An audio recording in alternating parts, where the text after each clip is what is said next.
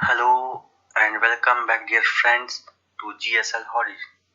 Dear friends, हम लोग आज एंशिएंट हिस्ट्री की पहली क्लास करने जा रहे हैं जो कि बहुत ही बेहतरीन और मजेदार होने वाली है। डियर फ्रेंड्स, यदि आप लोग हमारे चैनल पर नए होंगे तो दबा के लाइक शेयर एंड सब्सक्राइब ठोकिएगा। और आइए हम आज की पहली क्वेश्चन से शुरुआत करते हैं एंशिएंट हिस्ट्री की। डियर फ्रेंड्स, एंशिएंट हिस्ट्री की इस क्लास में जाने से पहले हम लोग इस टाइमलाइन को ध्यान से देखते हैं। इस टाइमलाइन में हम BCE और AD को देखते हैं। BC means before common era, AD means anno Domini. Before common era कहने का मतलब before the birth of Jesus Christ, यानी कि जीसस क्राइस्ट के बर्थ से पहले, and AD means anno Domini, after the birth of Jesus Christ.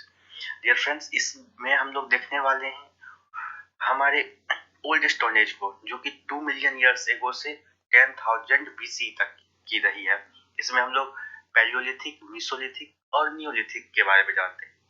फिर उसके बाद 2700 BC आते आते हम लोग इंडस वैली सिविलाइजेशन को देखते हैं। फिर 1500 BC आते आते हम लोग अपने वैदिक कल्चर को देखते हैं, जिसमें कि हम ऋग्वेद को जानते हैं। उसके बाद पश्चात लेटर वैदिक के जाती है जो कि 10,000 BC में है। इसमें हम लोग सामवेद, यजुर्वेद और अथर्ववेद को देखते हैं। फिर 600 BC तक महाजनपद आते हैं, जो कि कुल 16 महाजनपद है। उसके बाद मौर्यन एम्पायर, जो कि 325 BC तक आते हैं। फिर बुद्धिज्म, फिर 185 BC आते आते बुद्धिज्म, जिसमें कि सिद्धार्थ, गौतम एंड वर्धमान महावीरा के बारे में भी देखते हैं। और 185 BCE से 200 AD तक में हम लोग पोस्ट मौर्यन को देखते हैं। फिर 320 AD से 550 AD तक हम लोग गुप्ता एज को देखते हैं, जिससे कि हम लोग गोल्डन एज भी कहते हैं। और उसके पश्चात 550 BC AD से 750 AD तक पोस्ट गुप्ता को देखते हैं, जिसमें कि हम लोग हर्षवर्धन के बारे में, चालुक्य और पल्लवा वंश के बारे में पढ़ते हैं। तो इस मैप में आप लोग साफ साफ देख सकते हैं, जो कि 590 AD की है।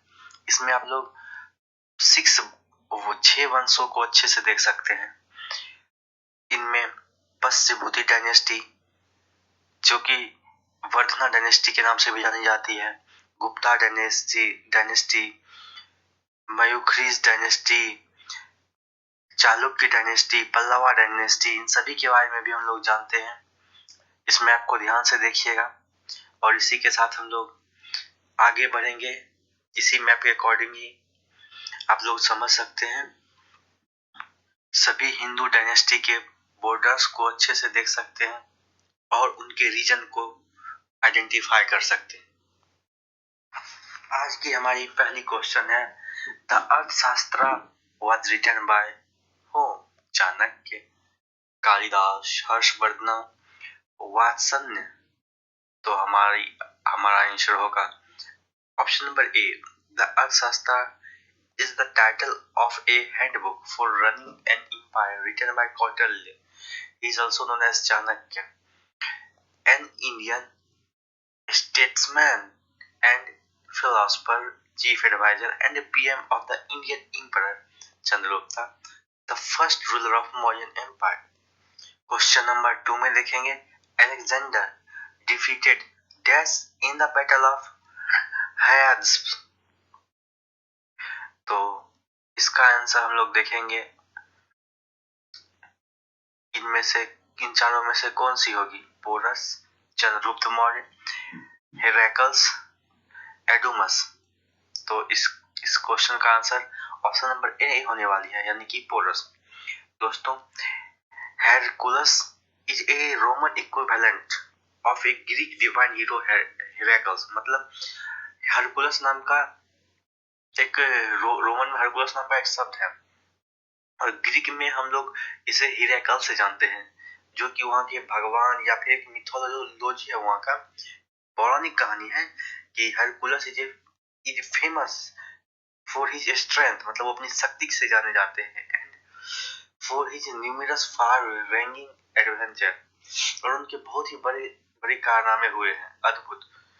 तो इसीलिए इसी से हम लोग हिराकल्स को जानते हैं।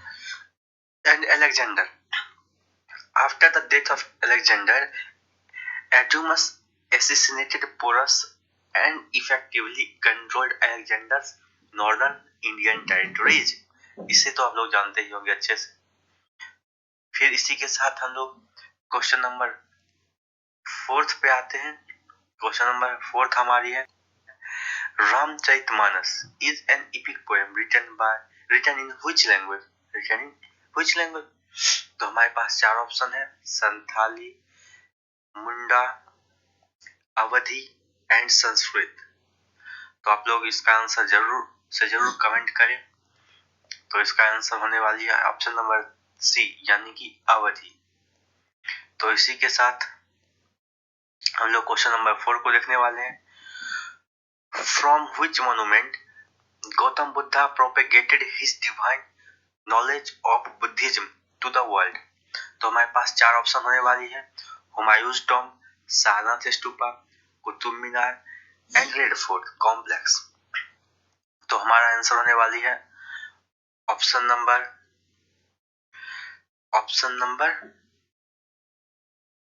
B, Sarnath stupa, because Gautam Buddha delivered his first sermon to 5 disciples at Sarnath.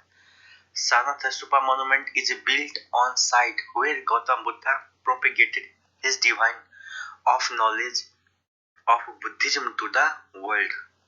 Okay, friends. Now comes to the question 5. Chandragupta Maurya was born in which year? 340 BC, 563 BC, 189 BC और 99 BC? तो इस क्वेश्चन की answer होने वाली है option number ए, 340 BC। Friends, Chandragupta Maurya जो कि Maurya empire के फाउंडर हैं हमारे एंशिएंट हिस्ट्री में, Chandragupta built one of the largest empires of the Indian subcontinent। Parents, जो कि इनके पेरेंट्स जो थे वो सरवन सिद्धि मौर्य और मूरा मौर्य थे, और इनके एक पुत्र थे जिनका नाम बिंदुसार था। क्या नाम था? बिंदुसार। और उनके ग्रैंड चिल्ड्रन यानी कि 3 पोते भी थे, जिनमें से कि अशोका द ग्रेट था। समझ रहे हैं? जिनमें से कि एक अशोक थे और दूसरे सुसीमा और वित्त अशोका थे। तो अब हम लोग अगले क्वेश्चन की ओर बढ़ते हैं। Ashoka was an emperor of the dash, Mughal, Chola, Maurya और गुप्ता। तो ये क्वेश्चन तो बहुत ही मजेदार और आसान होने वाली है, तो आप लोग इसका आंसर जरूर कमेंट करके बताइएगा।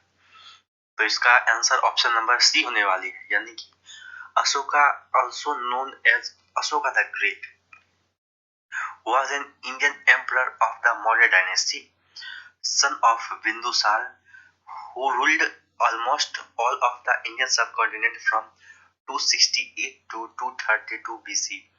Ashoka prompted the spread of Buddhism across ancient India। तो हमारी क्वेश्चन नंबर 7 होने वाली है, Who built the group of monuments at Mahabalipuram? तो हमारे पास 4 ऑप्शन होगी, Chola kings, Pallava kings, Chera kings and Chalukya kings. तो हमारा आंसर होने वाली है option number B, Mahabalipuram was one of the major port cities in the Pallava kingdom. The town was named after Pallava king Narsimhavarman I, who was also known as Mahabali. Along with economic prosperity, it became the site of a group of royal monuments, many carved out of the living rock. These are dated to the 7th and 8th centuries. Okay, तो अब हम इसी के साथ अगली question पे बढ़ते हैं। Question Bimbisara of which dynasty? तो हमारे पास 4 ऑप्शन होने वाली है, हर्यंका, मौर्य, सुंग एंड नंदा। तो इसका आंसर आप लोग देख भी सकते हैं, option number A, Bimbisara. And Xenia in the Jain historians was a king of Magad and belonged to the Hayanka dynasty, यानी कि हम लोग का option number A is the correct answer. He was the son of Bhattya, इनके parents भट्टी और बिंबी थे, और इनके पुत्र का नाम अजात शत्रु और इनके ग्रैंड चाइल्ड का नाम उदाइन था। तो अब हम अपनी अगली क्वेश्चन की ओर बढ़ते हैं, question number 9। Whose region in Indian history is called the Golden Age of India? तो हमारे पास 4 ऑप्शन होगी, Mughal empire, Maratha empire, Gupta empire and Maurya empire. तो ये क्वेश्चन बहुत ही मजेदार है, यानी कि गोल्डन एज, जिसका कि फर्स्ट लेटर जी है। तो इसका ऑप्शन भी option number C, Gupta empire, जो कि जी से स्टार्ट होने वाली है। तो इसे आप लोग अच्छे से याद रख सकते हैं। Prosperity in the Gupta Empire initiated a period known as the Golden Age of India, marked by extensive inventions and discoveries in science, technology, engineering, art, dialectic, literature, logic, mathematics, astronomy, religion and philosophy। ये हमारी map है जो कि 375 AD की है। इसमें आप लोग गुप्ता एम्पायर के बृहद साम्राज्य को देख सकते हैं। इसमें बहुत ही बड़े एरिया में गुप्ता ने अपना एम्पायर को फैलाया हुआ है 375 AD के समय में। और वक्कत्य किंगडम को भी देख सकते हैं, जो कि ब्लू कलर के लाइन से दर्शाई गई है। और फिर कुछ आउटर बाउंड्री क्षत्रिय किंगडम के भी हैं, जो कि येलो लाइन से दर्शाए गए हैं, देख सकते हैं इसे आप लोग अच्छे से। इसी के साथ हम लोग आगे बढ़ते हैं क्वेश्चन नंबर 10 पे।